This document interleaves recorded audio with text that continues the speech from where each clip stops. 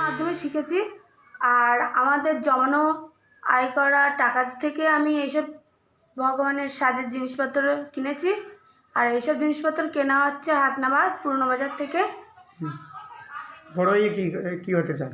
বড় হয়ে এই প্রতিমা শিল্পী হতে চাই। আমার আরও ইচ্ছা আছে যে আমি বড় বড় ঠাকুর বানাবো। আমি চাই থানা প্রশাসন আমার সাথে থাকুক, আমার পাশে থাকুক। কি নাম তোমার? অনিক মল্লিক। কোথায় বাড়ি?